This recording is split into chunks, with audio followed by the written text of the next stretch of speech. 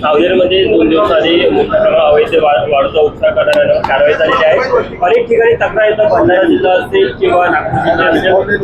मी माननीय पोलीस अधीक्षक श्री हर्ष पोद्दार आणि पोलीस आयुक्तांना सूचना दिली होती की नागपूर जिल्ह्यामध्ये नियमबाह्य अवैध वाहतूक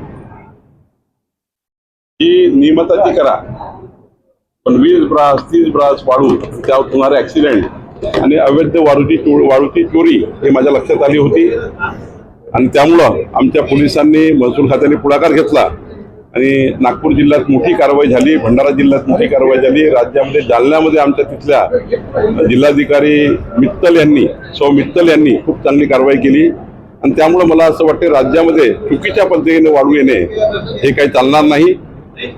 कडक कारवाई करण्याचे आदेश महाराष्ट्रात दिले गेले आहेत। पुण्यामध्ये नदी खाली असते, पाण्याचं प्रमाण कमी आहे, त्यामुळे मोठ्या प्रमाणात या काळामध्ये वाळू येऊ द्या, वाळू पाहिजे आहे। वाळू नसेल तर इन्फ्रास्ट्रक्चर बंद होईल, पण वाळू ही नियमात आली पाहिजे।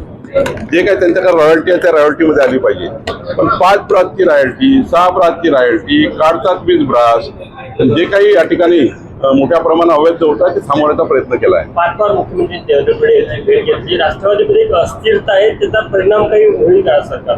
मला वाटत नाही की राष्ट्रवादी काँग्रेसचे माननीय आमच्या सुनीताताई पवार यांच्या नेतृत्वात आहे, तिथे कुठलंही त्या ठिकाणी असं हे नाही आहे, मतमतांतर नाही आहे, काहीतरी उगीच बातम्या येत आहे। रोहित पवारांनी कशाकरता भेट घेतली याबद्दल मला माहिती नाही। पटेल आणि तटकरे यांच्यामध्ये काही बदल होण्याची शक्यता आदिती तटकरेच्या ठिकाणी सुनील शेळकेंना दिलं जाणार असेल? नाही, मला याबद्दल पक्की माहिती नाही आहे, कारण हा अधिकार माननीय मुख्यमंत्री देवेंद्र फडणवीसजींचा आहे आणि सोबत त्यांच्या राष्ट्रवादी काँग्रेसचे फेरबदल करायचे असतील तर सुनीलराव पवारजींना अधिकार आहे आणि शिवसेनेमध्ये काही बदल असतील तर एकनाथ शिंदेजींना अधिकार आहे। त्यामुळे यामध्ये मला फार त्याच्याबद्दलची माहिती महाराष्ट्रात अनेक ठिकाणी चांगलं झालं ते त्याची लिंक शोधल्या गेली, त्यांना त्याच्या हवाली करण्यात आलं।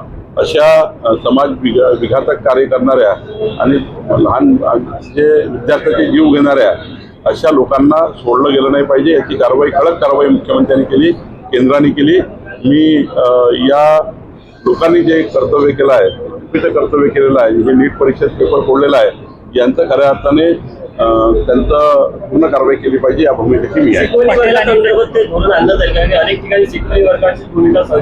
नाही, आता मला वाटतं याच्यामध्ये आम्ही चर्चा करू, येणाऱ्या विधिमंडळाच्या कार्यकाळाची चर्चा करू, जुलैच्या अधिवेशनात मंत्रालय आपलं कॅबिनेटच्या वेळी चर्चा करू।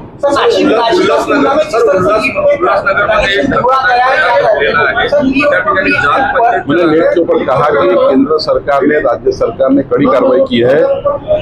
जिन लोगों ने हमारे स्टूडेंट का जीवन बर्बाद करने का प्रयास किया, उनका जीवन बर्बाद होना चाहिए, ऐसे लोगों पे कड़ी कार्रवाई होनी चाहिए, यही भूमिका थी और वो कार्रवाई हो रही है।